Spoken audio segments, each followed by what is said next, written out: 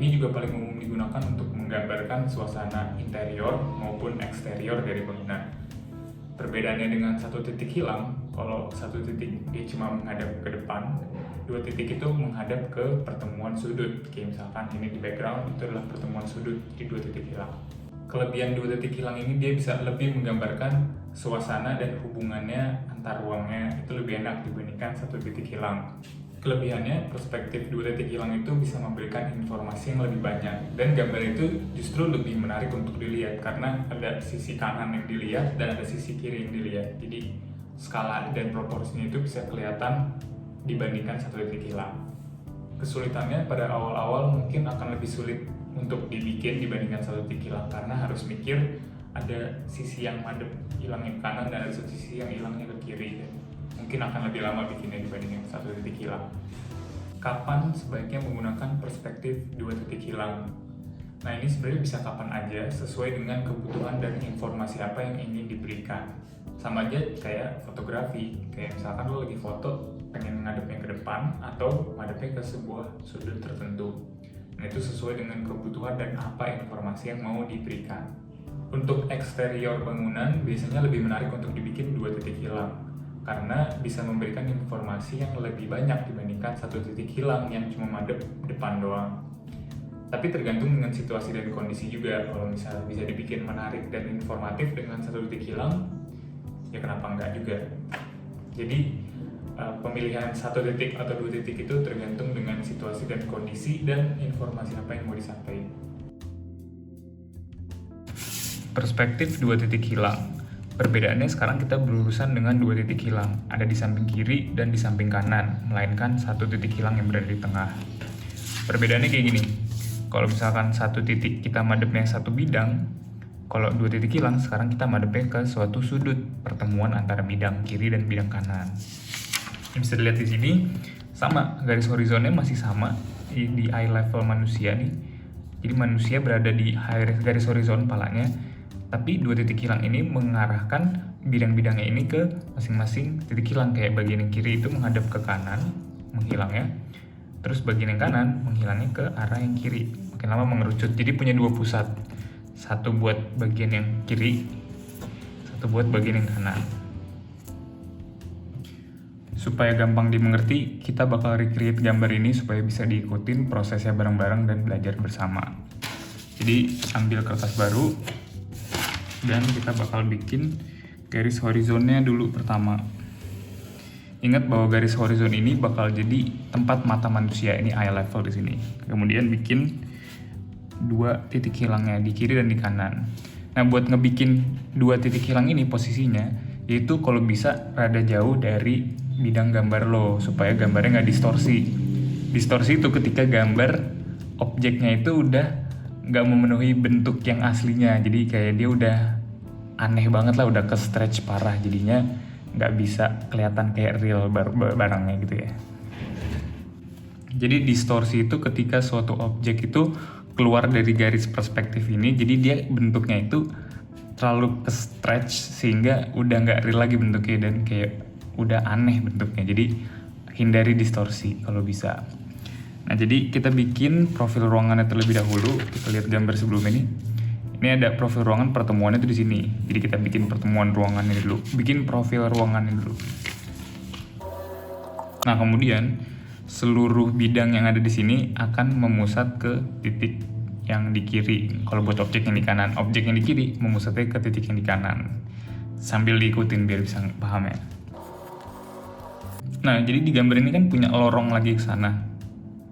Jadi untuk bikin itu sebenarnya garis ini diterusin dan sebenarnya ketemu di sini dan barulah bikin perspektifnya dari garis yang titik di kanan. Nah, jadi di gambar ini kan ada lorong lagi di kanan ya, ada ruangan lagi. Nah, jadi untuk bikinnya itu kita temuin garisnya ini, lanjutin lagi sampai ketemu bidang yang berhentinya di mana. Kemudian lanjutin lagi dari titik yang di kanan buat garisnya. Jadi emang agak sulit kalau di kata-kata, tapi langsung kita gambar aja supaya paham. Nah, jadi dari titik ini bakal dihubungin ke titik yang di kanan ini. Jadi bikin bidangnya itu dari sini. Nah, jadi udah kelihatan bentuk profil itu ada sebuah lekukan buat lorong di kanannya itu. Nah kemudian dari sini kita bikin, kalau gue sih sukanya bikin skala manusianya dulu. Nah dari mana kita bisa tahu skala manusianya itu segini dan segini. Jadi sebenarnya bisa ditarik garis dari perspektif yang ini gitu. Nah jadi kalau misalnya ditarik perspektifnya ya kurang lebih sama gitu palanya. Nah dari mana gue bisa tahu ukuran orangnya segini dan segini. Jadi sebenarnya kalau ditarik perspektif dari samping kiri sini itu sama gitu. Lokasinya tuh sama di garis ini, jadi ya kelihatan skalanya dia tuh lebih kecil karena ditarik ke perspektif yang ada di kiri ini. Nah, dari sini kita lanjutin nambahin furnitur dan elemen-elemen lain di ruangan ya, kayak jendela dan pintu dan lain-lain.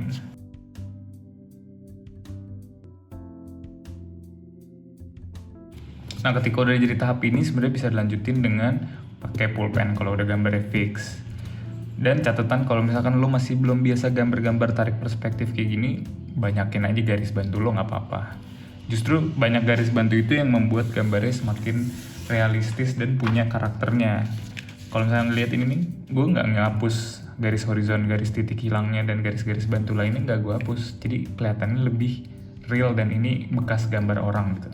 Nah sampai di sini bisa dilanjutin dengan pakai pulpen atau pen ya, untuk ditinta karena gambarnya udah mulai fix.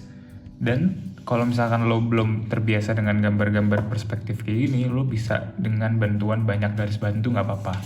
Jadi dengan banyak garis bantu kayak gini sebenarnya justru memberikan sentuhan manusianya gitu, manusiawi gitu. Kayak gue nggak hapus garis horizonnya, titik hilangnya, dan garis-garis bantu lainnya, justru memperlihatkan karakter dan mengedepankan sisi manusiawinya gitu loh, jadi kelihatannya lebih berkarakter. Jadi banyak garis bantu nggak apa-apa karena lo belum biasa.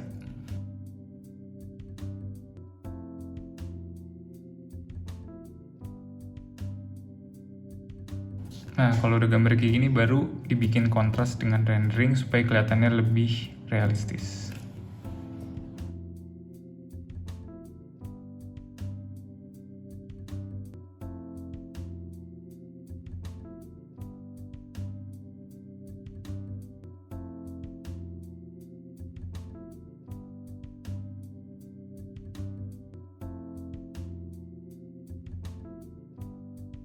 Nah ini dia hasil dari perspektif dua titik hilang. Kembali lagi, gambar itu nggak harus sempurna bagus, yang penting menjelaskan informasi yang ingin lo sampaikan. Kalau misalkan di sini apa informasi yang bisa kita dapat? Kayak ini, oh bisa tergambar, oh ada meja makan, ada sofa, ada TV, dan ada kegiatan di sininya. Jadi kayak oh berarti ini kemungkinan ruang keluarga, ada lampunya di sini. Yang oh kelihatan juga di sini ada folding door, oh berarti nyambung ke taman di luar, dan di sini juga nyambung. Jadi ada informasi yang bisa didapatkan.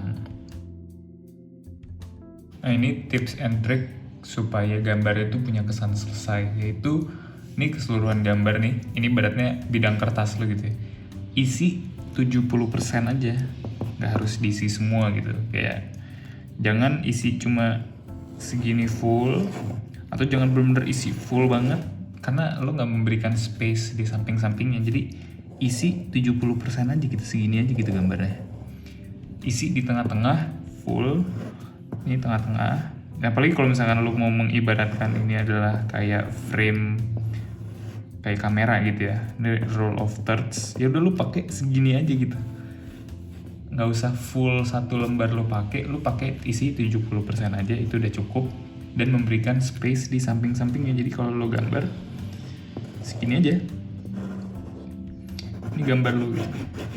Nah dengan lo memberikan space di samping-sampingnya, lo mengemphasize, mementingkan gambar lo ini ada suatu objek yang penting gitu, jadi pop out supaya kelihatannya kayak ini gambarnya udah jadi gitu. Kurang lebih sih teorinya kayak gitu. Makanya gambar gue tuh nggak full sampai ujung-ujung kertasnya gitu kan, gue cuma gambar sebenarnya cuma segini doang gitu yang gue utamakan. Samping-sampingnya masih gue bolongin, kosongin, dan memberikan space di samping-sampingnya itu penting untuk memberikan bahwa gambar ini tuh pop out gitu, kayak ada sesuatu yang penting harus dilihatkan di tengah sini gitu. Nah ini dia jadinya perspektif dua titik hilang. Gue ingetin lagi, gambarnya jangan terlalu dekat sama perspektif titik hilang yang di kiri atau di kanan, karena gambarnya akan distorsi.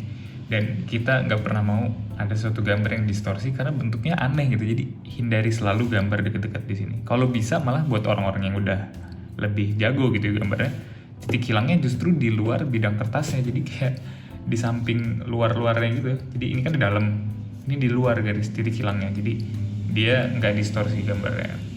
Pada dasarnya kalau misalkan lo pakai perspektif yang jauh, dia itu kayak pakai lensa yang tele, yaitu dia makin lama gambar itu makin ortogonal. Jadi itu baik karena lebih informatif, lebih jelas dibandingkan dengan perspektif ya yang pendek. Dia itu kayak pakai wide angle lens. Jadi lensanya itu ngedistorsi di depannya, jadi kayak semuanya ke stretch ke tengah gitu, dan itu nggak enak buat dilihat dan kurang informatif juga kadang. Jadi itu dia perspektif dua titik hilang.